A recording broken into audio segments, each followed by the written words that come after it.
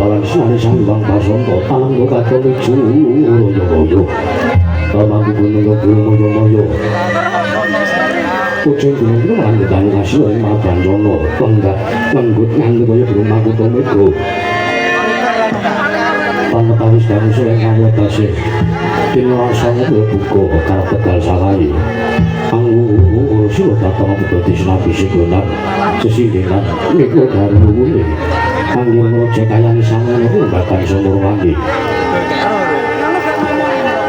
sanggulan aku saya tahu saya terus datang melalui sinar jagat dulu ini pelan-papat lalu itu petan yang ulur sinari jagat kang sabi dulu berujar berumur panggil bangkit datang dari bang madar bunga kojo negari ngasdino ya negari ngasdino pulo ya negari gajah uyo ya negara liman benawi ya negara guru janggolo apa jari kero pabungan ikon bersyarat dari mangli negari ngasdino otomatis akhirnya pulo bajaran sinasapan loyo binang itu langgung dan samudra binang langgung dan tanpa maksud pekatin mangal kapang ke udeng Cokowolo wane-wane cakra iwo bisik sama aku lebih jurang corong kita punggu sirong kinaru sesuai keksirawet ulang sarang guyung walaupun lebih pasti serang tersosok jembar ketugarik masih berlari dari sendiri tanam doa yang bujung baru-baru itu karang bitri rodo yang robo pengisip bermasih termawur sampai nanti ambil bangkar pemangkar kamu yang tadi gunung-gunung pancingan langang sangangin menggak menggok langga itu kami jeng saking sendang-sendang menenggir kami ini kang binoro poro layu kang binampi waduk bingung-bingung kinayo panggilan yang sama yang pategalan yang norokismo mokal pangun pantai bahasa tenetuk tatanono bumi sacing kangkeng solo satu itu nanduran kang murakabi yang manggilo tatari seri aglar pasa binar ya yang misalnya kangku nanggo prativi pategalan itu kulit jeneng ngambu yang kudu ngambi ambi kue ngandu kaya manglung lebih ditandai polo kependem, polo kesimara, polo kemantung sadetan kujawa jinawi pukulan kemangguk sana sadik diri tinggal ngoro jokowi dengan sasri yang lembu kelaman sangat dari manggunan lalu lanjut sarap joyo saya balik dengan dari sulang-sulang bahkan mencarankan dengan guguran sing malang tetepi saking tidak berjono cuti sambil saya bisa gokabli akan bentuk sobongso dan negari ngasilo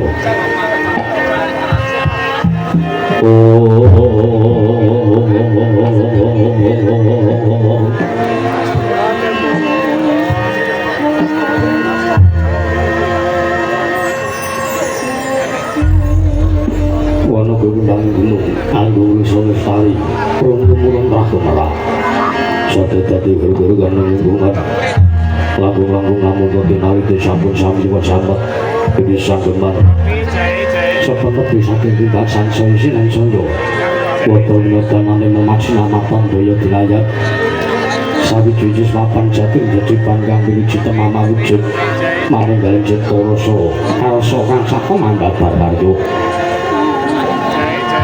kini binasa kena dari ngasih normal kosmolat dia manjik maring jaman jono panjang bunjun masih pamu kena jinari kemah hari pakar toto-toto tora herjo dasar guru kang gede bori padang jaga tidur kuisi tempatu pun salani toto kasih sini bonco-bonco lah sini bawalu hingga asa musadir bongso negari masih lo Muslimu jono pernah dewi-dewi lama beteng alane paguso buta apa jeko dewa wisik kandung parat lamun anindro menang jejuluk nenggih sang mogo prabu Duryudana ya sang prabu Joko Pitana ya Jaya Pitana ya Suyudana ya sang Gorawindra ya sang Dastarasta putra ya sang Gendari Suta ya sang Tripamangsa ya menang jejuluk sang Prabu Gandharya sang Prabu Arjuna dari mataning dampar jono tata mamromo nreswating bodo yaya dewaning kasudiat sang Dewan Bathara kuwi langit jawang lah Dinayang bayang sanggari merahap sorap sari kawis kenal manggung Joko Maloro pindane ngopeng samud bebet daratan yang datangkan kemungkin suami sang jangan betul bojo biasa dari merobatkan ronggono total negari gajah uyo munggung enggaun sak penggerangan sang Prabu Duryudana munggung monoto pitalening masa jenar Negesa Mendro Mandri Alpeno Patih Arya Sangguni Ya Sang Patih Arya Suman Ya Raden dari Gandalwati Mula kelawi menuju negari nasi Memang bidang sukoni memarap sang beberapa turno Ya Daglang Gumboyono Ya Sang Barat Wojo Uto Ya Sang Wipo Orang dari manggi Sang Bawa Gandor Mengrakan Lepon Lepati Lukan Ngawunggu Naling ngering ngawang gesang Normati kawono Basusino Ya Sang Surya Putra Ya Surya Mojo Orang dari pamu kasih pasipot Katon Biswani Satu Ringgeng Toti Matat Sang Raden Haryo Karto Marmo Orang dari manggi Tidung Permanen Datal Bane Malam Yang Alisik Para kawul sambukan masih silan jejel bayar alapet lepat bibit para sasat atau pandenggol datang ke Solo tapi sekadang meresip berjalan berita kendiro lomban bulung terang dan mendemong selatu paling mekar bagi janggut Bandung sok pendeng tumbangnya jatingannya bungso katiku perang dini manggi Sakra Putri Tunar Semanggi Enggak pun Ini ngomong sepo Malin dari Mondoro ke Sang Prabu Salyo Ya Sang Moro Sambo Orang ini manggi Also Medari Sabto Pangandiko Datang oleh kebutuhan Mengobah Sambo Tata Mampa Abiso Suara Lima Tuliang Paling Mangguno Mandat pesakan kumang lewu jeneng Mangandika Sang Prabu Duryudana sang pemakaman baik lisan dilambi dening Loteng Mandala Sang Prabu Salya Walu Oh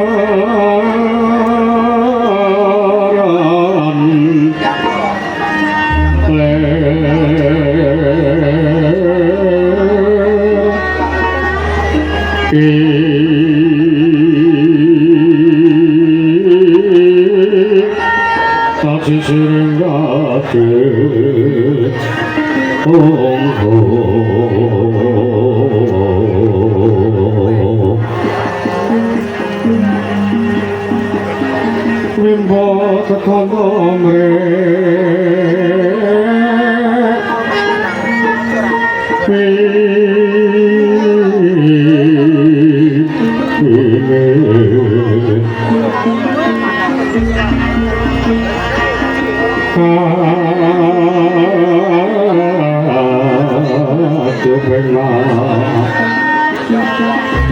Maroto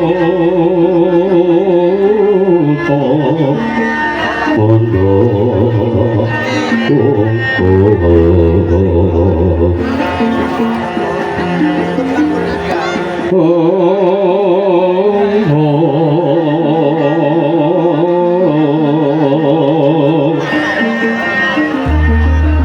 Saparan manambako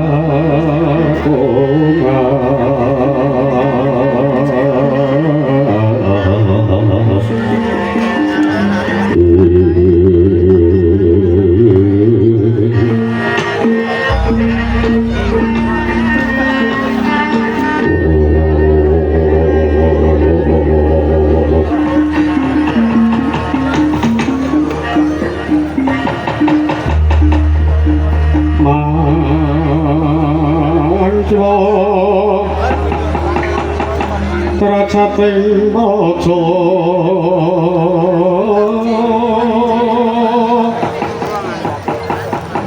kawurjan posonya ruwi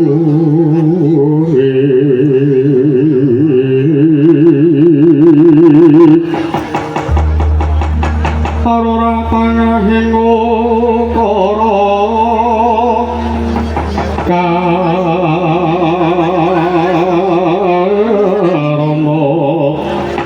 tanpa palupi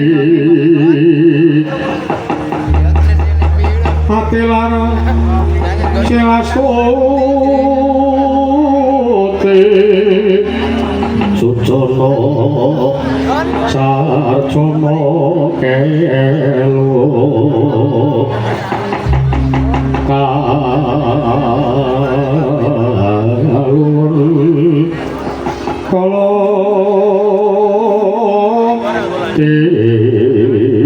itu hitam kandane itu mati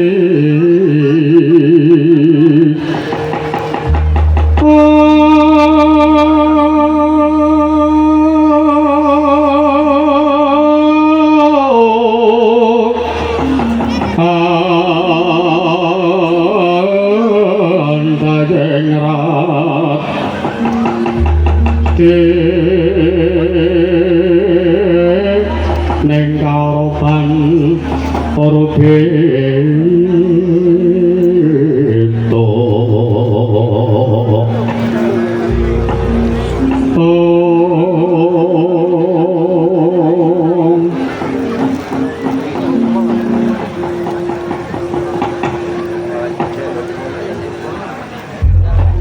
Dewang Sukmono nangadiri nugi Pulau Sasmin Manik Sujaket masih satu foto lumangi kang Paman Pati Arya Sembuni Paman Pati Kloso Jenar lumangi Aida Dewaki Pekeniro Paman Pati Arya Sembuni Wondini Sungsung Biji Wantar Ngajengan Maniro Paman Pati Kloso Jenar kalau nok nuninggi Anggir Prabu Duryudana anak Prabu Joko Witono keparengan iji dumateng wiswanipun ingkang abdi kepatihan nggih samangga nggih maduan nimbali dumateng matanipun ingkang mamaning kepatihan damel kumejot al sing manahipun ingkang mamaning kepatihan pindhaning kadya pinambenging Roping Salombo pinanjering alun-alun mitra caruk maras nanging samanggi sareng kula kapiji wonten ngajengan paduka manahipun ingkang mamaning kepatihan tebih saking ras marasan nggih diwaji keparing ingkang paman sak mangke nyadong dawuh timbalan paduka anak Prabu Joko Witono kawula ninggi Paman Pati Arya Sembuni Pati Parat jeneng poreken dadi bakal wakil usul Ulo kang saka kuwi pranata tata rakite kaparajan negara Mestina atono marang panjenengan ingsun samendang jenengan kang karempe Paman Arya Sembuni menawi padukan dangu bab tata rakite ngamajan negari Ngastina kalpun sadaya kang dadang uci wangi para kawula sami sanjek saeka kabeh kawula Hindusa bangsa Trinegari ing Liman Benawi. Mendhaipun dumateng para prajurit Sata Kura ingkang boyak kendhat yenya tansah geglading ulah kridaning apang. Sawanci-wanci Raja Paduka katempuh parang moko tartemtu boten badhe anggepa kunca paduka. Gusti kula sanata ngestina ingkang mamaning kepatihan remuk asawurna putung sumangga kabandhem Diwaji kawula ana ninggi. Paman Pati Hari Senggundi damel bumbung jasing sentoko jangka kang dadi aturira. Paman Dayu boten langkung pakaran ingkang utama tindanu selawase urip sampun pendat. Paman Dayu menapa ingkang sampun madu wedhawaken kula boten badhe suwala namung derengan sasampunipun marang kula ngaturaken sembah sungkem mangabekti kula kunjuk sandhap padha paduka nggih Anak Prabu. dosa menapa ingkang badhe kula sandhap kula wantunami sebaikipun yang sepuh wali-wali menapa senajan to paduka jengandika mriku jejer yang sepuh nami kados wong negari Ngastina paripaksa sembahing Paman Hari Senggundi kula tampi dawa sami-sami Kawula ngono boten langkung kaprayoga dalekaipun Paman Hari Senggundi sampun boten ngrang-rayut pipisan kula nggih kawula ana ninggi. Luwangi Bumodurna Bapa Weneban Kumbayana Bapa Weneban Sukalima sarawipun Bapa Weneban Durna ingkang putra Kestina Duryudana ngaturaken pambat Raja Budya Puju Bapa Weneban Durna. Astaghfirullah bertopo sumarante Allah kemenaka kula kabeh ganting buntu ping selikur kula nak nonggel samangke sawanipun ingkang bapa Sukalima kapiji ngadhep wonten ajengan paduka nama Prabu Jaka Pitana wali-wali menapa pambat Raja sampun ingkang bapa tampi kunjuk kasengku ingkang bapa Sukalima dimasahan kula tebih saking guru beda cinakut pemain Karahayon soan kula mangke widodara Basuki Jiwana mboten manggalangan setunggal punapa nggih boten langkung ingkang bapa ngaturaken pasekan Wanakrami mugi kunjung teng ngarsa paduka Anak Prabu Duryudana Anak Prabu Jaka Pitana sampun kula tampi damel bumbung das manahipun ingkang putra Kestina boten langkung kaprayoga nalekaipun Bapa Weneban Sukalima lan sampun boten kirang pradi pisanipun ingkang Bapa Sukalima sakmangke Anak Prabu Duryudana Biwa Kakang Narwati Kawunggu Kakang Prabu Basukarno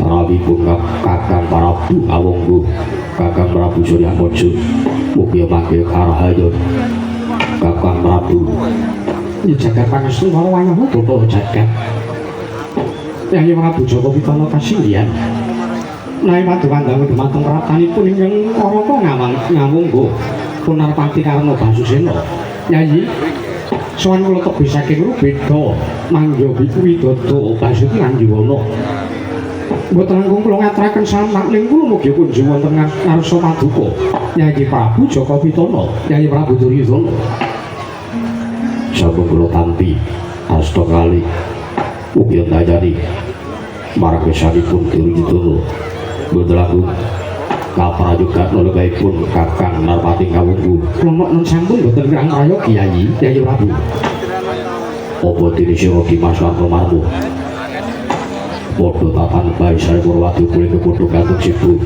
aja nganti kang padha saur manuk sing iso dene Bromo satane Baparake digatri masyarakat Artamarmo balut londok niki Diwaji sesembahan paduka sesembahanipun ingkang abdi paduka Gusti kula sanata siwun Ngastina aku jenengan wisanipun ingkang alayipun Kartamarmo samangke paring dawuh lan ngarsanipun ingkang raying Tirta Tinalang boten langkung badhe mangestu padha dawuh paduka Kanjeng Sinuwun Ngastina boten langkung derengan sasampunipun marang kula ngaturaken sembah sungkem pangabekti kula kunjuk sandhaping pemuda paduka Gusti kula sanata Sinuwun Prabu Duryudana Sinuwun Ngastina siap diatur bekti enten ana ngarsanipun Kakang ora liwat pangestu Kakang Bae Tampanuno Yayi Sriwu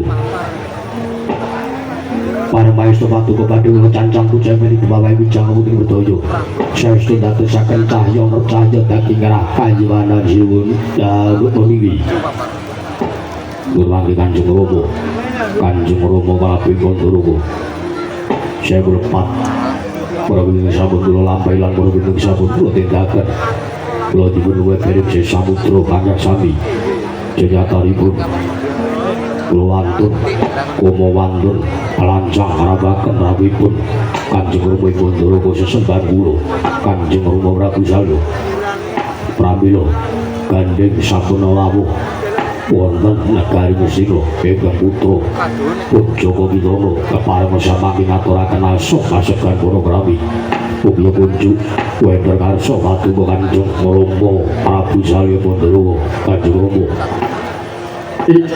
ya jagat pangestu ora wayahe Bathara jagat anak Prabu Mestina ya nggih sak mengko paduka anak Prabu Duryudana amiji mring pisawanipun Rama Mandoraka nggih sawanipun Kang Rama Mandoraka samangke mangke kawontenan ingkang ngangsemaken jenyatane pancen anak kowe Ngastina kuwi nalindra nunggung binatara nalindra ingkang tartemtu bisa maratitesake sarta uga maranata-tata rakiting kaprajan Ngastina kanthi bener lan becik mula kawulamu uga ayom nanging uga ngrasake ayem iki negaramu ageng ning uga krasa agung kabeh kita yen ora saka pangreka dayane anak Prabu Ngastina ya anak Prabu Duryudana tak kira ora bakal iso kelakon nganake kahanan negara sing kaya mangkene ya senajan to asung pasegan Panakrama wis tak tampa ana ngersanipun Rama Mandoraka ora lewat pun Rama Mandoraka ngaturake Kudu pangastalae Rama Bandukya Kunjika ana ngarsane paduka anak Prabu Duryudana anak Prabu Joko Widodo sampun kula tampi karya gunggung jas marai gunggung putra boten lagu kaprayoga nulungaipun Kanjeng Rama Mandoraka Rama Prabu Salya kaya wis ora kurang prayoga pratanipun Rama masa mengko gandeng wong Rama wis caket ana ngersaning anak Prabu Duryudana mula kang sapa kuwi Marata Diati wale-wale apa nggih anak Prabu anakipun Rama matur kaya mangkene ora kejaba pun Rama mung bakal nungsung merta nyambung dawuh timbalane anak Prabu Duryudana Unggana kuwi kanthi apa sak mengko pun Rama mung bakal nganglungake jangga ilengake karna mabuku Sesyasawa mastuti sabda tama pangandikane anak Prabu Duryudana anak Prabu Joko Widodo lagi Kanjeng Rama Prabu Salya ingkang sepisan kula ngaturaken panuwun kula tiraken kula ngrawakaken Kanjeng Rama Mandoraka samangke jenampi kanthi bener lan kanthi wonten ingkang prayogi damel bumbung dasmanipun putra wonten duka punggo kalih wontenipun kula ngrawakaken Kanjeng Rama Mandoraka mriku boten tanpa sebab nami samangke kula mriku namung badhe nyuwun dawuhipun watu Kanjeng Rama Prabu Mandoraka ingkang minangka jejering tiyang sepuh Pastuwa samangke paring dawuh wonten ngarsanipun inggih putra Kurupati babagan Prameswari negari Ngastina inggih boten sanes namung Yayi Ratu Banowati ingkang mriku putra saking watu Kanjeng Rama Prabu pramila kawontenanipun Yayi Banowati mriku wonten tumunung wonten asmanipun watu Kanjeng Rama Prabu lajeng menapa ingkang badhe kula suri priksa lan menapa pangandhingan sakmangke nedya kawiyos saking watu Kanjeng Rama Prabu boten sanes namung inggih babagan putra paduka inggih Yayi Ratu Banowati ingkang samangke tugas sampun wonten tigang candra arep samangke nampi kanugrahaning dewa nampi kanugrahaning dewa ingkang wujud lan nampi wahyu ulung ratu kalau kudu sewu Putrawati pun jadi Ratu Panuwati mriku boten gadhah harus prihatin, boten ginakaken lampah priatos tanpa lampah topo broto. Nggih Gujem. Toko kudu saged nampi kanugrahaning Dewi Hyang Winastan Wahyu Bulung Ratu. Miturut patungan Kanjeng Rama kados pundi? Kabagyan lan kanugrahan mriku kula wau badhe dipun tanggepi mawi sala menapa kedah ngaturaken rupian menapa kedah ngucap syukur dhateng ngarsaning Sang Maharasa lan ugi kula boten kepengin sak mangke wahyu ingkang mapan wonten anggaripun Yayi Ratu Panuwati ketuga ucap saking anggaripun Yayi Ratu Panuwati lajeng syarat-syaranipun menapa sumados wahyu boten loncat saking anggaripun Yayi Ratu Panuwati kula nyuwun pamrayoganipun patung Kanjeng Rama ing Pandaraga Rama Prabu Salya.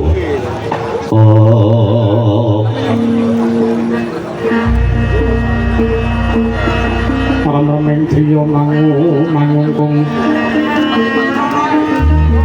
liriwang sondro katarengan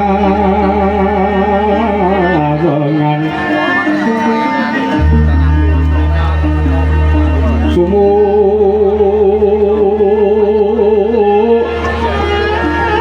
penjas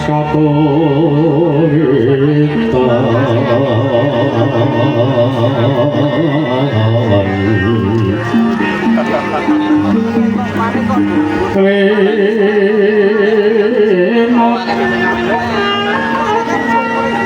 kabar saling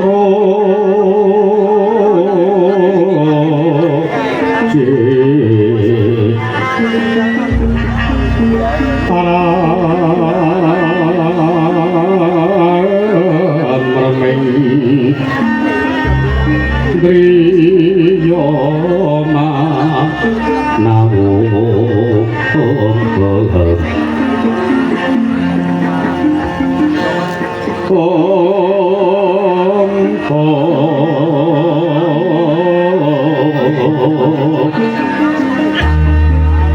kakung jebang wiseso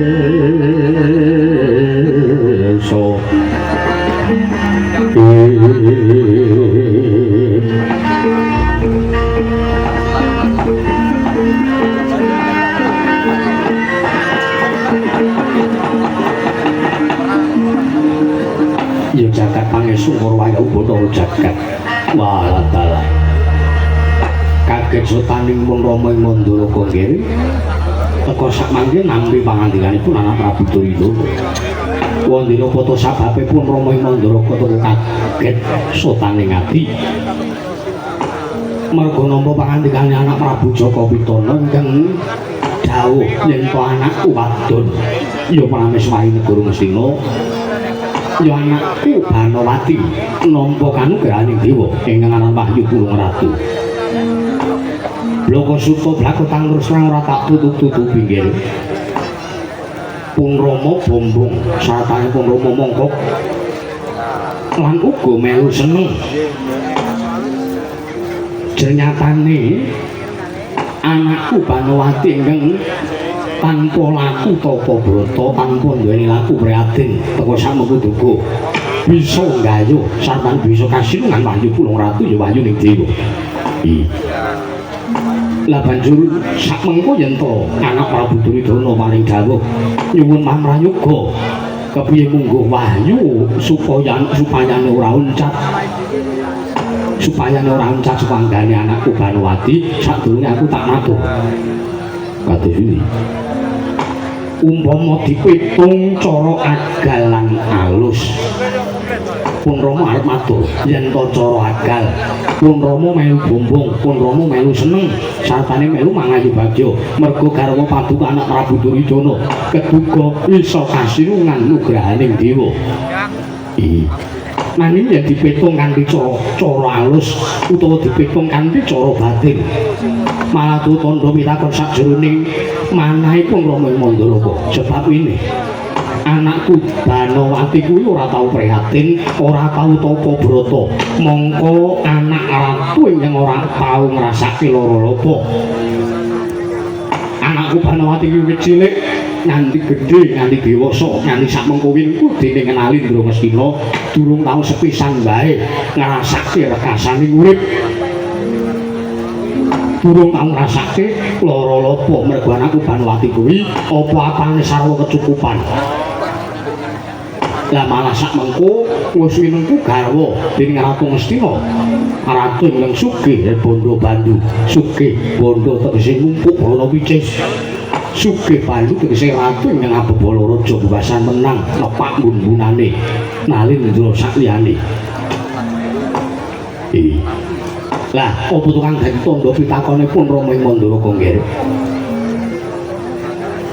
kena ngapa anakku Banowati ingkang kahanane kaya mangkono apa kira-kira dewa sing maringi kanugrahan ana ngersane anakku Banowati apa kira-kira ora pirsa apa kira-kira ora weruh apa kira-kira alamate kleru apa mung kira-kira wahyu pulang ratu iki mengko mung mampir sedela tumuli banjur uncap sekanggane anakku Banowati lah kula saking menika nggih pamanggihipun ingkang Rama ing Mandaraka katranganipun tasih sak traju utawa sak bobot sebab wong ingkang pikantuk kanugrahan mriku titah pipataning jalma mantasaning menungsa unusaning titah mekaten pramila sakmangke mboten sembarang tiyang saged pikantuk kanugrahaning dewa nanging tiyang ingkang duka saged pikantuk wahyu ning Jawata mriku namung tiyang ingkang sampun netepi dhateng kewajiban ning gesang nganti tuntas monggo nuwun sewu tanpa cacat gesange wonten ing alam padang nggih menika tiyang ingkang bakal pikantuk kanugrahaning dewa contone nek umpama dadi ratu ya dadi ratu sing apik dadi bupati ya dadi bupati sing apik dadi lurah ya dadi lurah sing apik yen kok dadi kawula nuwun sewu pamane derajate mung kawula cilik ya netepono darmaning kawula aja apa-apa kok sithik-sithik ngluputke marang pamaréntahan aja apa sithik-sithik nglerokke marang pujangganing suwijining negara kawula alit mriku kedah nindingi dhateng diri pribadinipun kira-kira kahanan pamaréntahan kerajaan iki iso kleru kaya mangkene iki engko gek aja-aja ana sing kleru saka pokal gawene menungsa ya saka pokal gawene kawula cilik nggone urip ning alam padang semono uga dadi pemimpin dadi pengarep ya kudu duweni watak sing adil ora kena banci di banciladan yen to kawula sing duweni derajat pangkat dimbanci ndi nanging yen to kawula sing ora duweni derajat pangkat uripe sarwa ngenes uripe sarwa mesake tumuli dimbanciladan kuwi ora kena kuwi ora diparengake teges kaya ngono kuwi wis tetel kanalindrane utawa tetel kepemimpinane nggih yen to dadi ratu utawa dadi nalindra senengane kok gawe sengsarane para kawula gawe sengsarane masyarakat ora wurung mengko nggone dadi nalindra ora bakal langgeng teges ora bakal langgeng kuwi nalika para kawula ora bakal percaya karo nalindra sing madhep nang suwijining negara sesuk nek pilihan meneh ora dicoblos niku nek dados nalindra nanging mboten jujur ning semono uga nggih kawulane sing milih kuwi uga kudu nindingi kanthi bener lan becik kira-kira lahir batine calon nalindra kuwi apik apa ora mergo yen to geleme milih wong mergo dinahi dhuwit lah mriku yen to geleme nyoblos geleme milih suwijining nalindra mung mergo calon ratu kuwi menehi dhuwit lah mriku ugi mboten badhe prayogi ugi kawontenanipun wangsul dumateng anak kula pun Banowati nika mboten lumrah nika mboten tegesipun mboten jalma limrah ingkang duka saged nampi kanugrahaning dewa jenyatanipun tiyang ingkang badhe gayuh kanugrahan menika wonten syarat senananipun lajeng rawuh syarat senananipun tiyang ingkang badhe gayuh kanugrahan menika wonten 3 perkawis ingkang sepisan lila lajeng ngangka kalih wani lajeng ngangka 3 kurban tegesipun rawuh lila tegese ora duwe rasa ngresula nggone urip ning alam padang mbuh kepiye wae kedadiane lajeng pitados dhateng panguwasane dat kang murwenggat ning sakmenika nuwun sewu angel golek wong sing duwe rasa lila nggih menungso kuwi kepenak sithik uripe banjur lali ngucap syukur nursaning Gusti mulya sithik derajate banjur lali karo sing kuwasa dhuwur sithik pangkate banjur wiyah-wiyah karo sak pepadane menika menungso menika sampun lumrah menawi jaman sakmenika nggih menungso menika kocak duwe dhuwit sithik wah ndase atos apa arep dituku apa sapa-sapa arep dijajake paribasan mung kurang dhuwit 4.000 wae ditomboki lho menungso iki kajeng ngomong kok kalih kang winastan wani mriku teges semang-semang utawi samar-samar mengko gek tegese aku urip ning alam padang tumindak kaya mangkene iki mengko gek kaya ngono aku tumindak ngono mengko gek aku kaya ngene menika sedaya wau sampun dipun gagas jeriatanipun sedaya ing lumampah wonten negaring Sri wonten magesangan mriku dadi pun masrahaken wonten ngarsanipun Gusti Ngarya Luka tegesipun bener sejati menika ugi namung wonten astane sing gawe urip bener pribadi menika bener tumrap awake dhewe lajeng ugi bener tumraping bebrayat menika mboten wagingsir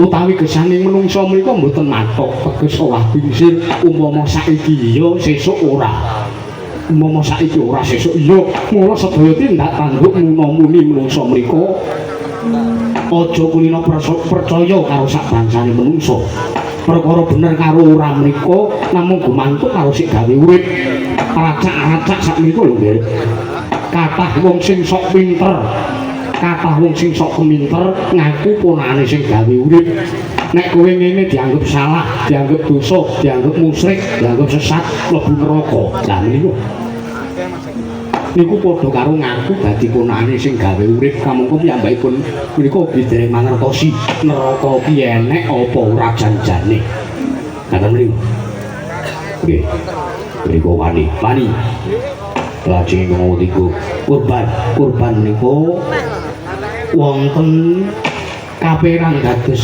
kalih lha ibu ingkang sepisan kurbaning lahir lan kurbaning batin kurbaning lahir menika dana driya dana weweh paring payung maring sak pepadane ingkang betahaken menika paring sandang wong kang kawudan maring teken wong kang ora iso mlaku monggo nuwun sewu tanpa ngginakaken pamrih lah ingkang awrat lan ingkang angel menika wonten mriki tumindak menapa kemawon mongko tanpa wonten pamrihipun racak-racak wong jaman saiki menika menawi nyumbang mesti njaluk dijoli donga kaya ta dene menika wonten arta sekedhik Pak Bu ning sapengker kula saking mriki kula nyuwun kalian panjenengan ndongake urip kula supados rejeki kula lancar supados rejeki kula kathah lah menika ingkang sak menika mboten saged dipun icali malah sakniki sampun dipun anggap lumrah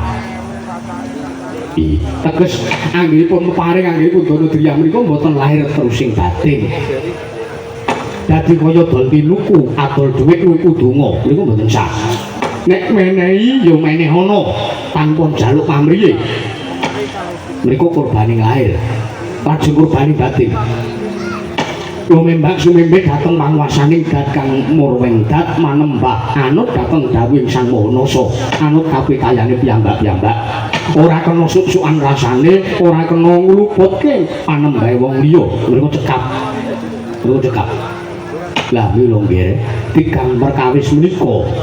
tigang perkawis menika ingkang winastan lila wani lan kurban menika sekedhik kemawon boten wonten ingkang nyantel wonten anggenipun Banuwati apa kira-kira dewane iki ora weruh ning atase menika anugrahan marang Banuwati lajeng pun sewu menapa boten kepareng menawi Jawa tumatedaken kanugrahan dumateng Kang Putra Banuwati lho oleh mawon nangsal mawon ning yo dewane iki delok-delok wong wedok iki nek kulinane turu pamite nyambut gawe tekan nggon micet menika mboten badhe pikantuk kanugrahaning dewa. Ngaten. Iya. Iya. Kamangka Banowati menika nuwun sewu lho kene. Menika paripaksa kula aturaken deluti. Menika wong wedok sing ora tau duweni rasa jujur. Teges wong wedok sing ora tau duweni rasa jujur menika gaweane ngapusi karo sing lenang. Jebu. Mereka watinipun kang putra piyambak teka dipun wedharaken wonten mriki. Lho kajenge sinten sing akon sampeyan milih anak kula Banowati? Sinten sing dawuh karo sampeyan supaya nalika semono ngrabeni kali anak kula Banowati? Ya pancen bener. Rikala semanten maduka Yanang Prabu Duryudana niku ngayonaken anak kula pun Surti Kanthi malah dipun colong pun gendak kalian Karna. Asih ya. Nek boten dadosaken menapa kula sampun ikhlas. Ngaten. Oh lagi syukur. Kula menika namung iman dhateng desanipun anak Prabu Duryudana janipun. Benda-benda dipun suwuni dhuwit mung dinake wong lenang liya niku. Latung seno mboten ikhlas mboten badhe sampurna gesangipun. Bawadari kula wonten dawuh nggih. Lho yen pamrayoganipun Paman Pati Ari Sembuni. Babakan Wahyu Pulung Ratu supados tetep langgeng manjing wonten anggaripun Yayi Ratu Banowati. Nuwun sewu. Menawi kala wau sinuwun Prabu Salya dakik-dakik paring dawuh. Babakan tigang perkawis syarat sarana nggayuh Wahyu. Inggih menika lila wani kaliyan kurban nggih. Nek cara kula kok menika cara kalusun tumrap anak Prabu Duryudana. Dari kula disuti. Nek menika maduka ingkang ngecakke tartemtu ical wibawanipun anak Prabu Duryudana. Lah nek pamanggih kula monggo sareng-sareng. Sak mangking ngkulina lan pun kerep nggayuh Wahyu dipun pateni mawon. Dari kula disuti. Wong-wong sing kulinane wis bola bali marambah makaping-kaping nggayuh kanugrahaning dewa dipun mejahi kemawon. Jenyatanipun kula kinten sak mangke badhe nyrimpeti nggo kek-kek gandeng anak Ratu Banowati sampun pikantuk kanugrahaning dewa wujud Wahyu Pulung Ratu. Nggo kek-kek Wahyu Pulung Ratu direbut karo menungsa kana-kana. Menika menawi tumrap ingkang paman ing kepatihan. Sembuni kula wonten dawuh sinuwun. Gusti. Yen to jeneng para Sengkuni duweni pamanggih sing kaya mangkono, duwe pamrayoga sing kaya mangkono, aku ora mathuk. Jeneng nyatane kuwi dudu cara kamanungsan, nanging kuwi carane iblis. Kuwi dudu kok carane wong kang duweni paugerane urip, nanging kuwi tata carane wong sing ngangsa. Wong buruk kuwi tata carane kaya ngono kuwi. Ngaten. Yo, mula aku rasa rujuk. Aja ngasi mengko anakku Banowati nampa atur sartane sarujuk karo apa sing wis mbok omongke mau. Mboten sarujuk nggih mboten napa-napa mung kantun mendel kemawon dadak unek-unek. Yo kakang Guna. Lah lajeng miturut Bopo bantu kados pundi. Nek kula menika gampil kemawon nggih. Kula menika gampil kemawon. Nggayuh babakan kanugrahan menika nuwun sewu. Menawi samangke ingkang garwa punah anak Ratu Banowati kasinungan kanugrahaning dewe ingkang amujud Wahyu Pulung Ratu. Nuwun sewu. Menika janjanipun mboten kasinungan Wahyu kok. Tapi nek umpama Wahyu menika wonten, umpama kanugrahaning dewa menika kasunyatanipun wonten gumlar ing jagat menika. Cobi kula tak nyuwun priksa. Napa sinten pun wonten gambaripun? Gambar ati pundi? Gambar wujuding Wahyu menika. Wahyu menika mboten mawujud, teges Wahyu menika mung sugesti. Niku napa? Wahyu menika namung sugesti. Sugesti menika menapa? Sangkal gedrenge rasa percaya sangdene rasa yakin. Sakemah dayaning Wahyu saged dipun raosaken dening titah. Inggih menika pun karo paduka inggih menika pun Dewi Banowati menika. Miturut ing bapa ing saka lima. Oh, kula niki wong sajeke urip ora tau percaya karo sing jeneng Wahyu menika nggih. Kula mboten tau percaya karo sing jeneng Wahyu. Gaweane ngapusi undinan. Ngaten. Nggih. Kula mboten wirados. Senyatanipun wahyu mboten mawujud. Teges wahyu menika namung suwijining perbawa. Kamangka perbawa menika saged ical. Lan perbawa menika saged tukul, saged mijil saking perbawaning alam. Perbawaning alam menika sosok kala mangsane mung nuruti dhateng mangsa. Bangsa liripun. Mangsa ketiga utawi mangsa rendeng. Perbawaning alam menika namung nuhoni dhateng kalih perkawis menika. Nek umpama mangsa rendeng perbawane anyep, umpama mangsa ketiga perbawane panas. Lah, kula kinten sakmangke anggenipun Dewi Banawati nampi kanugrahan menika ora kok mangsa rendeng, ora kok mangsa ketiga, ning menika salah mangsa. Anan. Terus salah mangsa. Senyatanipun menawi paduka anak Prabu Duryudana nganggep bilih ingkang garwapun Dewi Banawati pikantuk nugrahaning dewa. Menika sanes kok kanugrahan. Ingkang namipun wahyu menika sanes kok kanugrahan. Ning nuwun sewu, sing jeneng wahyu menika inggih sakmenika ana ingkang menapa ingkang dipun raosaken dening anak Prabu Duryudana. Kayata sepisan anak Prabu Duryudana dados Nalendra ingkang Herbanda Bandhu. Herbanda tegesé numpuk brana picis seprapat jagat menika kanggonipun anak Prabu Duryudana piyambak. Lajeng bar Bandhu teges Nalendra ngabebala raja bebasan menang anepak mbun-mbunane Nalendra sanes. Menika tumrap ingkang bapa nek cara aku menika kanugrahan ingkang nyata. Wahyu Pulung Ratu menika sanes kok kanugrahan merga ora ana kasunyatane coba manfaate apa pedahe apa angging sakmangke paduka anak Prabu Duryudana nggadahi garwa nggih Dewi Banawati pikantuk wahyu Pulung Ratu dayane apa kira-kira sakmengko iso gelar Gajah Negara Ngastina apa kira-kira sakmengko iso gelar Kukupanegara ing Gajahya menika pangon menawi tumap ingkang bapa Sukalima nek cara kula lho nggih. Iki cara sampeyan. Lho lha nggih, cara kula mboten pitados wontenipun wujuding wahyu. Kula mboten pitados kaliyan sing jenenge kanugrahan. Sedaya menika kanten menapa? Lan kados kuwi janggeripun mudi. Usahane kaya ngapa pambudidayane kaya ngapa. Lah sak menika malah anak Prabu Duryudana sampun nampi kanugrahan wujud negari Ngastina segelar sepapan sak mangke. Sajane jembar mboten karu-karuan brana picis tumpuk matumpa-tumpa lah menika kanugrahan iki dudu kok wahyu katenteman dudu kok wahyu Pulung Ratu wahyu cakrane ngerat wahyu maning ngerat menika mawi tumrap namung tembung ayawara sebab wahyu menika mboten wonten wujudipun kula nek mboten wonten wujudipun kula mboten percaya kaya nek diomongi gedhe ning ora ana kasunyatane ora dituduhi kula mboten percaya menika.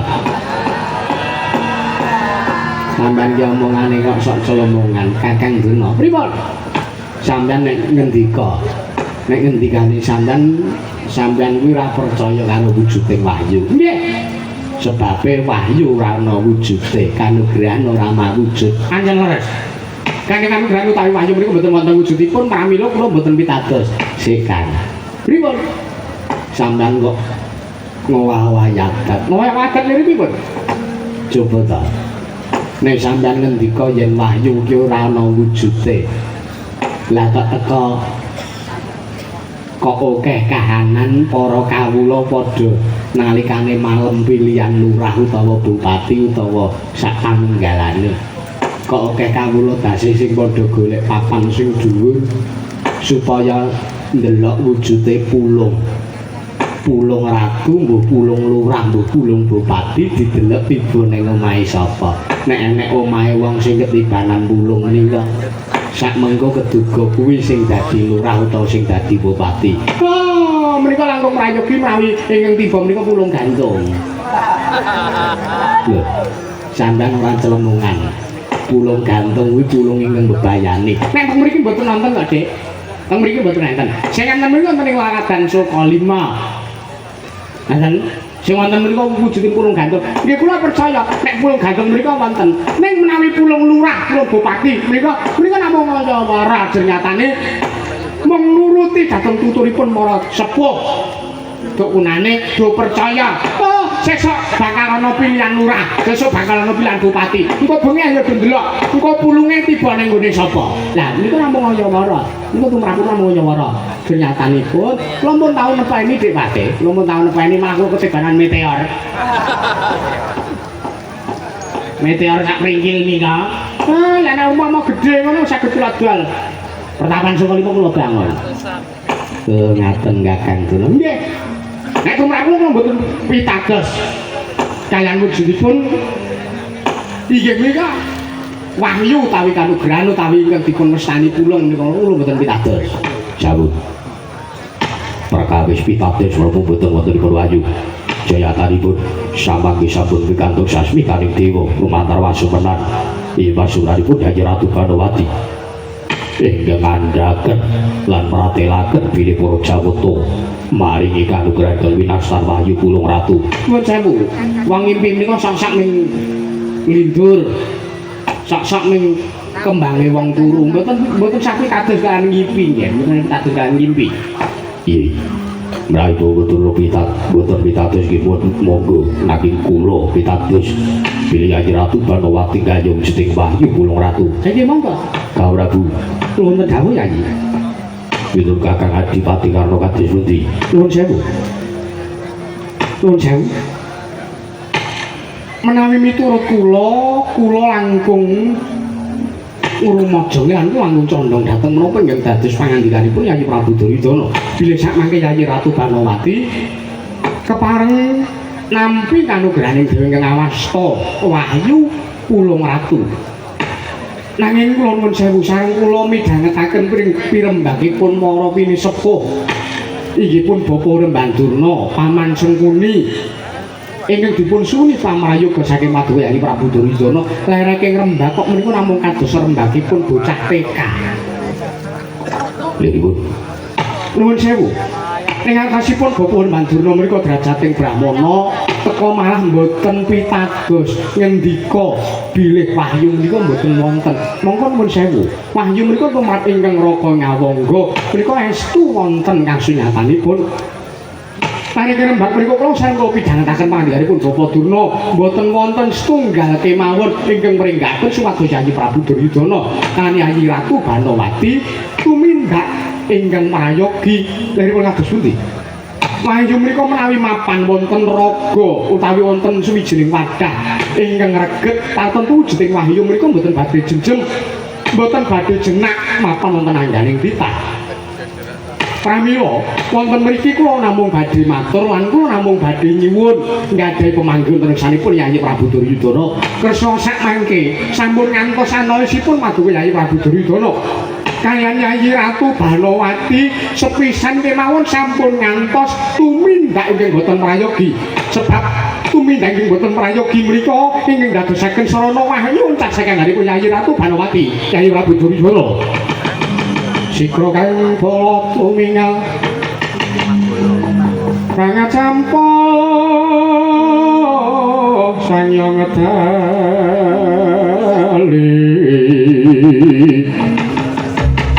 Para tadet wilateng kota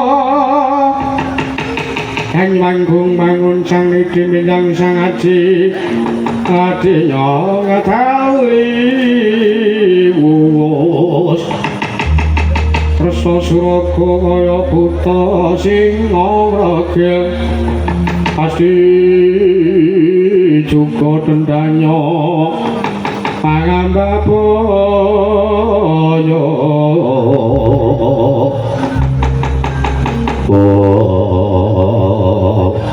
tidak magari kawan karo masih wakang magari ngasino kaya wis manten katamu padatanmu sing angge wae ati kok golek kencana nggih nata Ngastina Sang Prabu Duryudana nampi pangandikan saking Senopati Negari Ngastina nalindra ngawung Sang Prabu Karna Basusena nalika semanten dadosaken kanyut monggo waju kanyut ujare ngaganten waju jare wangecuk Idang minango durung abang itu durung manjing dasane motol kasaru geger jaba yak ngarsa tangeping purka pasiban bono amuk apa kang dadi darunane Batarana wujuding gajah putri macan dosa kewantilan jaya mung sawanipun alindra awujud yaksa nalika semanten kekitran iya ya baru nganti nanggap akar kaget kali do ngasih doang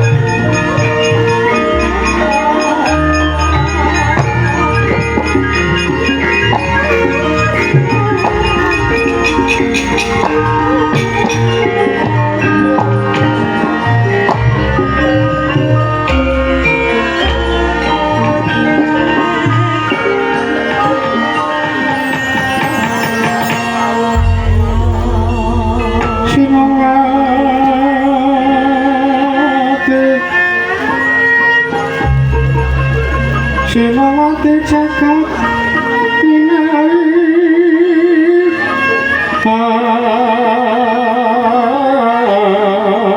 among maklum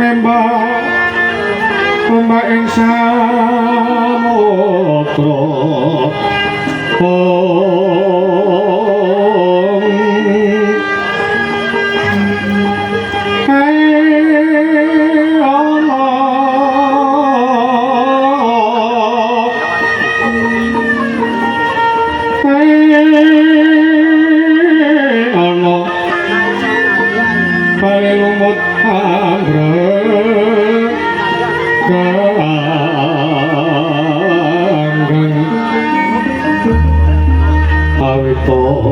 kenceng-kencengan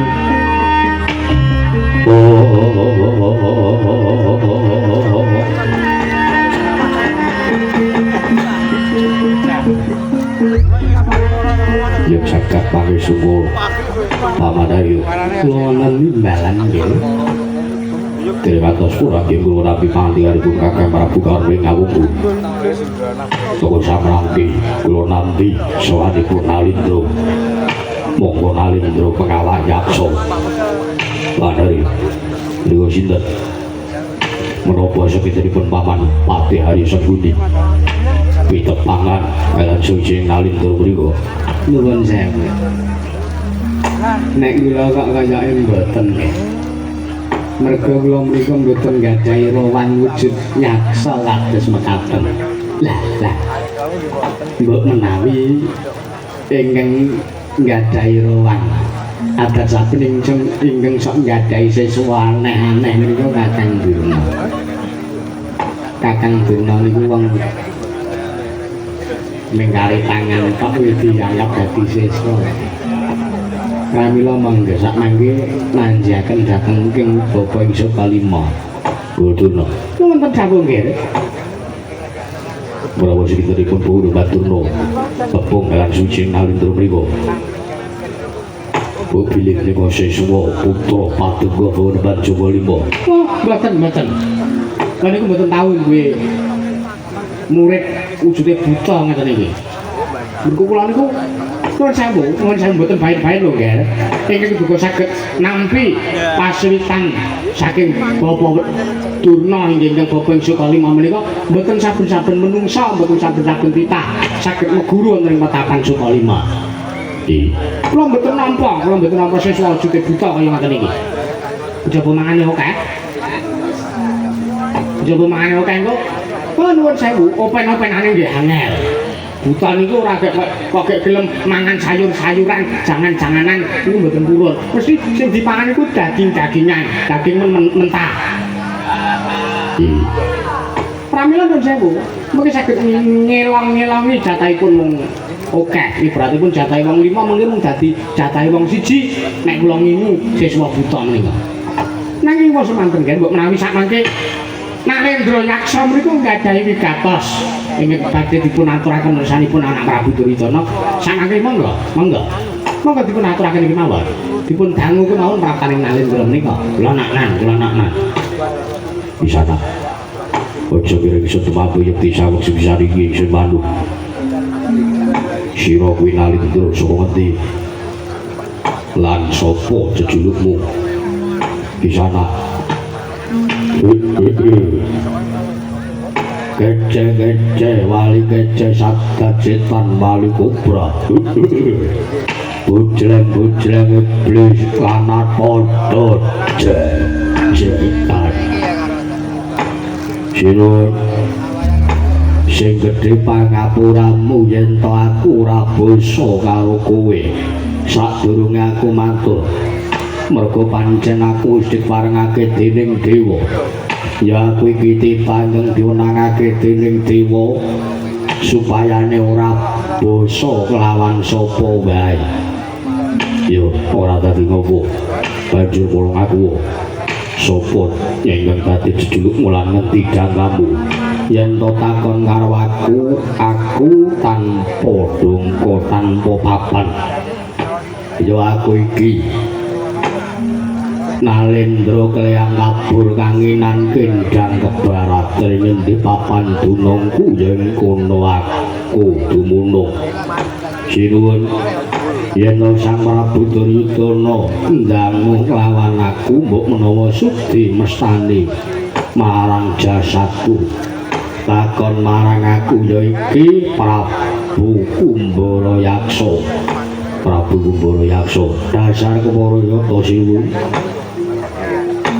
banjur bokang dadi wigati sone Marajanegara Ngastina wis iki aku sowan ana ing negara Ngastina iki sadurunge aku ngaturke sembahku katurus senajan to aku ora iso tata krama Prabu Kumbara Yaksa ya tatampa ora ya pangesuk senaman ngono tak gegem dadekake jimat sadurunge aku arep matur sinuwun Kumbara Yaksa kuwi pendak-pendak sowan sawijining negara. Aku mesti ngaturake 3 perangan saka uripku.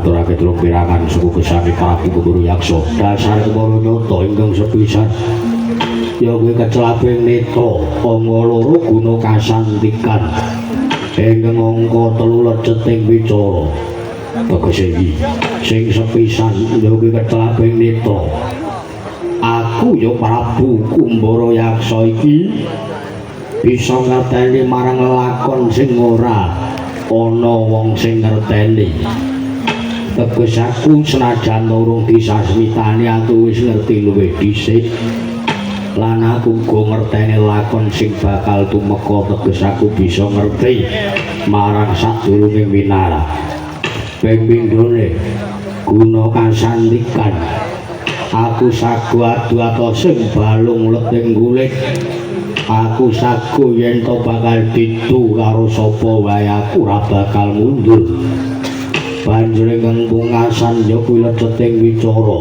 aku sagu bantah ngelmu karo sapa wae ya jagat pamesungkur Paman Hariwatu Yudi Nuwun sewu menika kok sajaipun ratu kaliyan numuk kaliyan Sundar Recapi dipun suwun supados mbuktekaken Prabu Guru Yaksa ana dawuh apa sinuwun yen to pancen bener lan nyata apa sing wis aturake aku jaluk bukti yen sayekti kowe duwe kecelaping netra ya kecelaping cipta pira-pira yen to kowe mangerteni apa ingkang bar dirembug sadurunge sira sowan ning Raja Negara Mesthi iki mau jroning Datulaya iki mau apa ingkang dirembug mudah perkara ingkang gampang kuwi sinuwun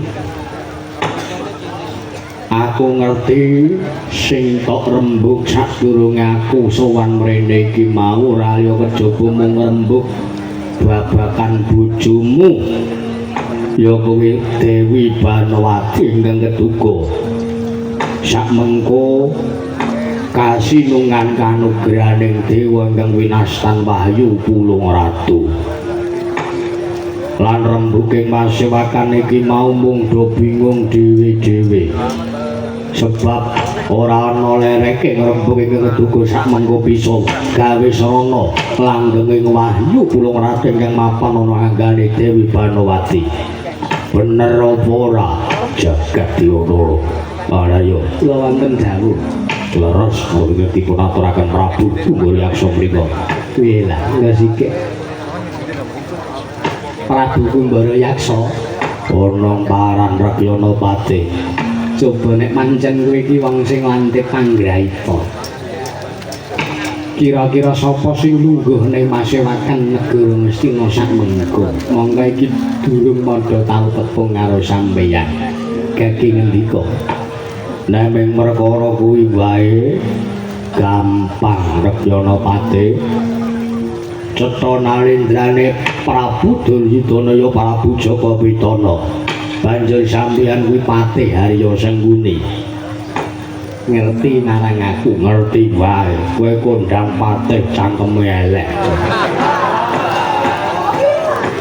kowe kondang patih sing cangkeme ngumbar wisa eneng kene elek-elek kono eneng kono elek-elek kene cangkemmu bosok Sengguni nganti rikala lakon Gandamana luweng kowe gawe srana gawe karti sampeka kowe mateni karo bojone Patih Gandamana nganti wekasan Patih Gandamana duka karo kowe banjur ragamu dijuwing-juwing dicur-cur kowe dipulasara nganti cangkemmu perot kaya ngono lha seneng ya ngerti karo masa laluku to ya. Lah jane ora mirang-mirang ke kira. Ya wis ora apa-apa. Senyatane tak tampa. Nek cangkem elek terus arep ngopo? Ya ora piye-piye aku ya mung ngundangke apa sing dadi kaluwihanmu. Nek jan kowe wong wasis sing lungguh ning mburimu kuwi sapa? Pendhita sing klambine biru. Iya. Iki pendhita mburok ya iki. Tegese piye? Pendhita ana jaman nalika semana.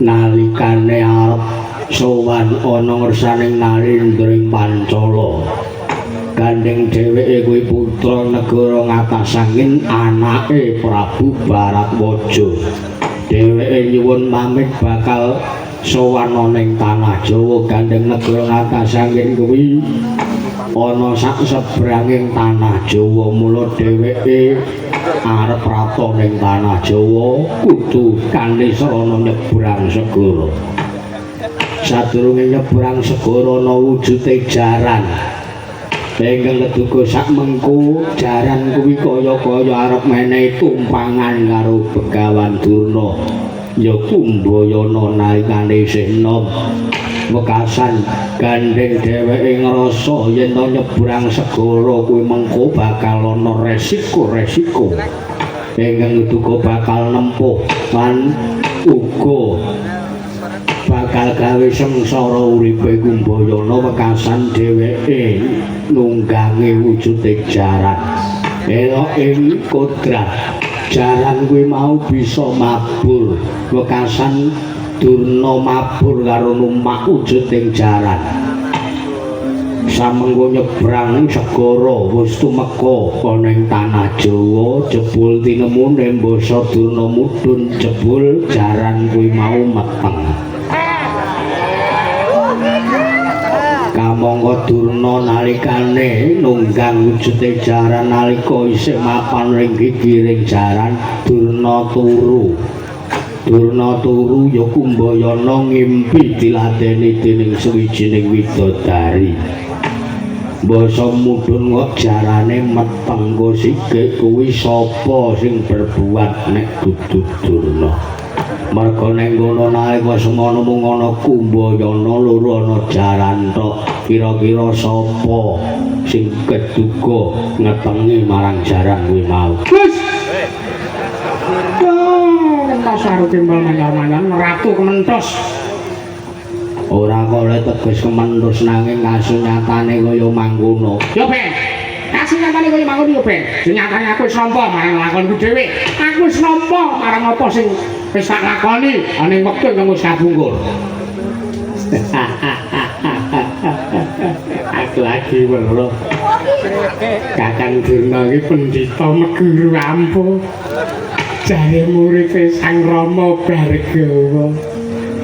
Lah biyen iki apa kira-kira radoyan wong kok piye gak ya. Jarane gak gilane ora. Sampeyan iki meneng ora?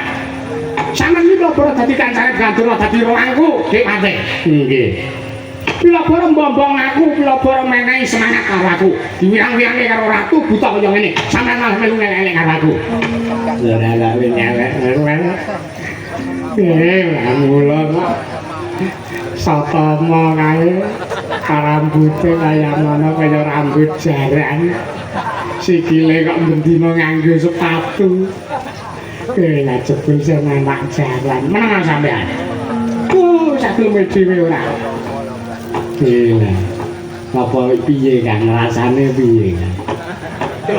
Apa kira-kira luwih prayoga tinimbang menungsa. Sampeyan iki ngrembug sing ora ana sing ora. Layak kok nganggo nang nggon aku kok ngincer nglirak-nglirik wedhus wae. Jebul sampeyan menungsa ora pisan. Sampeyan iki salah ndek wedhus kaya le apik. Apik piye? Nang wedhus kok iso mencet. Wedhus kok iso mesem. Lah apa kok? Tak dole wae sesuk nyemelangi sih. Kuwi Begawan Durna. Terus sing lungguh ning burine Begawan Durna kae. Kae ora liya kejaba Suryatmaja ya kang aran Karna Basusena. Kae kuwi janjane perangane Pandhawa. Kae anak Dewi Kunti sing barep nanging gandeng lair lan gumelare Prabu Karna nggone urip ning jagat iki ora dikarepake dening Dewi Kunti wekasan nalika semana dibuang ning kali. Karna kuwi anak haram. Suryatmaja kuwi anak ingkang ora dikarepake laire dening ibune dhewe. Wis mangane ngrot manus main jajalanan. Wah. Bejo kemayangan teko nggonmu matur ana ing jroning masewakan yen ora wis aktif janggamu Prabu Kumbara Yaksa. Yo ben. Wis nek iki. Piye? Sapa kuwi? Kuwi ora ya kejaba Nalendra Mandara kok Prabu Salya ya Narasoma. Kuwi ratu Gus ratu ingkang ngangsa ora beda karo sing jeneng Begawan Durna. Mergo tuk nalika arep nggayuh garwane nganti lila matene karo maratuwane mergo dheweke isin duwe maratuwa buta. Kuwi Nalendra sing ora duweni rasa kabutanan. Rasa kabutanan yen marang sak padane menungsa kuwi rasa kamanungsan. Nanging Prabu Salya kuwi ora duweni rasa kabutanan. Gandeng sak mengko sinuwun tak kira sinuwun Prabu Duryudana wis bisa mangerteni marang katigdayane Prabu Kumbara Yaksa mau wis kabuktekake ya kuwi kecelaping neta ora owah gingsir sartane padha marang kasunyatane. Sinuwun aku ngerti karepane sampeyan. Yen to sak mengko sinuwun Prabu Duryudana keduga kepengin wahyu kula Ratu langgeng mapanane nganggane garwamu ya Dewi Panawati. Mengko sampeyan Prabu Duryudana kudu wani sartane kudu bisa. Ya kuwi ngaturake wujude bekakak ya sesaji kethek putih ingkang bisa tata jalma sirahe dipadhang nang alun-alun. Sinuwun.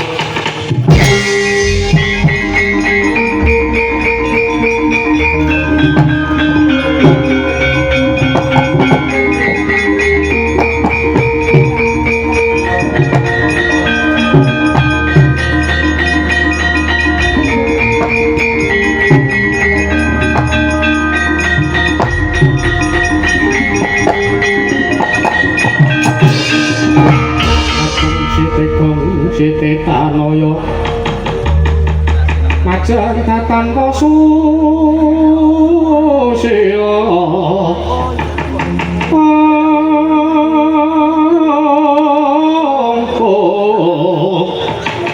meja tukane rosang nalpati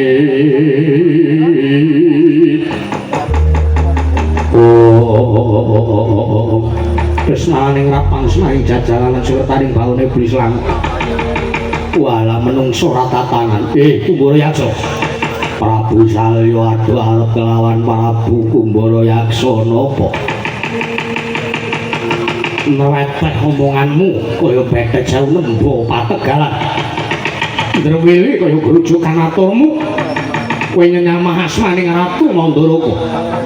Ya pancen kasunyatane mangkono banjur aku arep kepiye meneh. Aku wis isa nampa marang kasunyatanku dhewe.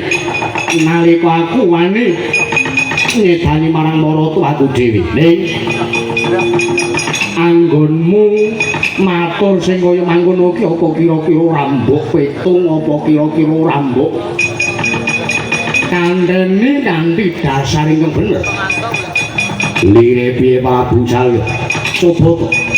Apa ana serangane wong arep langgeng gone gawe srana wahyu supayane langgeng mapan ning anggane anakku wedok Banawati. Lah kok teko nggunakake srana agal kaya kowe srana kasar kaya dapurmu. Apa ana carane?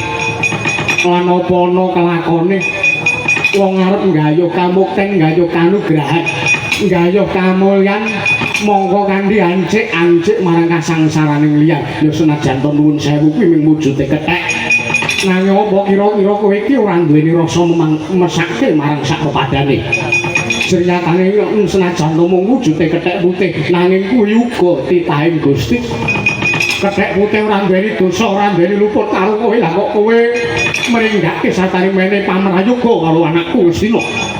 Yen to keduga kudu mbekakak wujuding kethek putih yang bisa tata jalma. Walah menungso ora tatanan. Nggih, Gusti.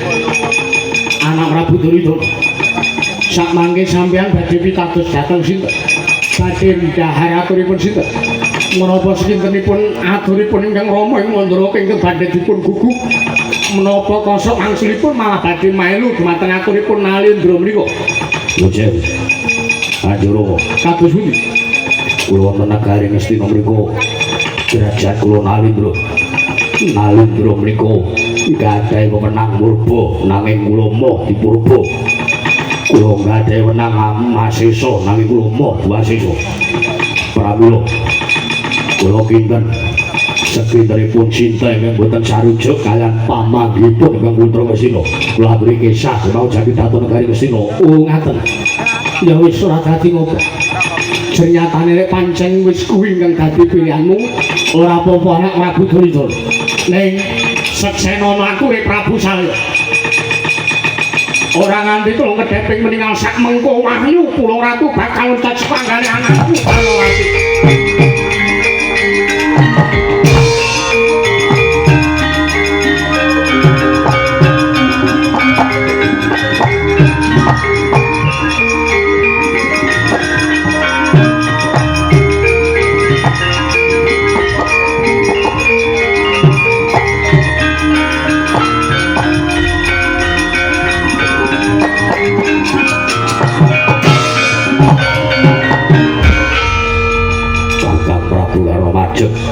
wonten dawuh napa pun sewu mboten kuateges rubuh-rubuh gedangan ugi dipun ngendikaken dening Rama Prabu ing Mandaraka mboten kateges sak mangke kula badhe sinengguh mantu milani maratuwa mboten babar pisan mboten nanging mun sewu yayi kula kinten pamrayoganipun ingkang Raka Ngawangga menika anggen kula mau dadik matur wonten sanipun Nyai Prabu Duryudana kula kinten namung dipun lebetaken wonten ing talingan kiwa tumuli dipun dalaken wonten talingan tengen pramila gandeng sak mangke kula nggadahi rasa pangrasa bilih atur kula mboten dipun gugu kula aturi mayo gek tenenggahipun Nyai Prabu Duryudana sak mangke kula badhe wangsul wonten negari Prabu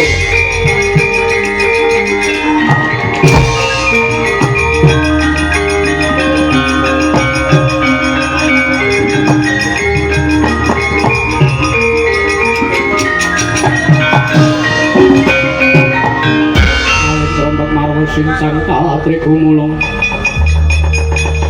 gumulung mangrama ing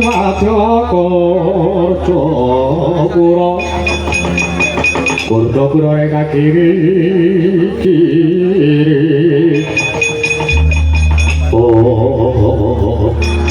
ya jagat diulur Prabu Kumbalayaksa ana dawuh mopo sinuwun Prabu Ngastina aturmu dadekake sarana oncate para serpa negara Ngastina oncat mbok ben minggat mbok ya wis merga gunane apa ngopeni pujangga gunane apa ngopeni wong tuwa-tuwa ngopeni wong pinter-pinter nanging ora dinut sartane pamrayogane ora mungguh kumaraping sinuwun Prabu Ngastina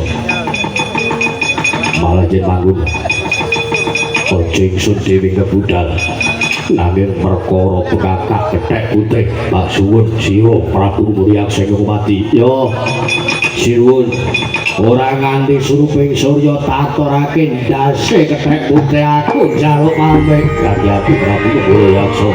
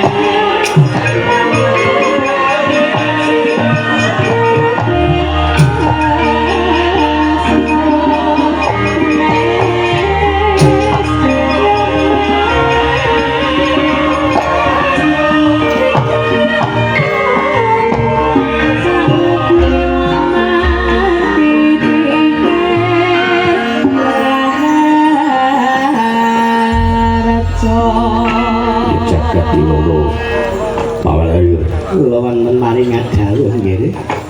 kula marep lan kula monggo kula seneng kula bombong bahwa samangke mangke gadhahi nalendra pemitra ninggal ingkang ketuga saged merantasi gawe Nuwun sewu nggih. Bodo Katuyuti Miturut pangandikanipun Sinuwuning Mandara Kawalu paling dawuh bilih nalendra mriku ta nindakaken ina lali salah apes. Salah. Kleru. Sampeyan ki ngandhake ina lali salah apes sampeyan yo salah tenan yo apes tenan. Lah napa wae ukarane? Lila wani lan kurban. Lah niku kurban wani lila. Lila wani kurban. Mun padha mawon ukarane diwulak-walik mboten napa-napa. Juga nguyu. Apa ento? Oh, mesti wirang-wirange barang kok nguyu sila ora ento. Nggih, Mbun. Cuman kuwi apa mbiyen iki yo urung ana menungsa ngono kok piye. Menungsae guriye pol kok.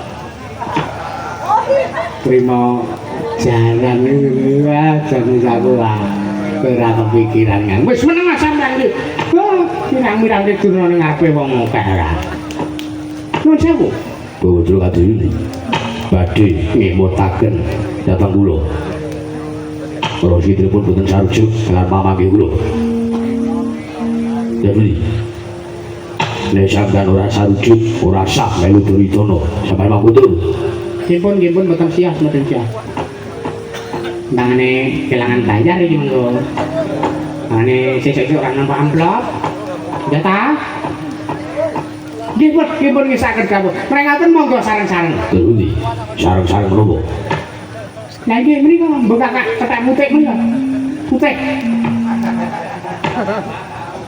Mutik iki apa jenenge? Lah guguk ki batin pun meh dipecat kalih pengarepe. ada ya Lho wonten dawuh nggih. samangke kinarya mlapat tindakipun Prabu Gumbara kula suwun Kurawa dipun ketapaken segelar papan toto gelaring baris Inggih, menawi mekaten warangipun anak Prabu Duryudana ingkang paman Sunadya ngestaken dawuh. katomarmo wonten di barat wonten tiap ibu Parno kang padha katuk sibuk ing Sunadya Wendra Kedaton ya nukul ngestaken dawuh sing ati-ati aja kaya bocah cilik kaya wis ora ana dawuh maneh Dimas Kartomarmo kadang gagah Purna gati ning Mananggilan Arang Noto Wendra Kedaton saking dampar jarum apik gambaran gading kadharaken sangyanipun Romban Jeji manggung tanggung Joko Maloro ingkang sang ngambil pepacaring prabon kawisan saking mandura tindaknya Sang Sri Naranata lamun Cinandra Pindha Jawata kairing Widodara Widodari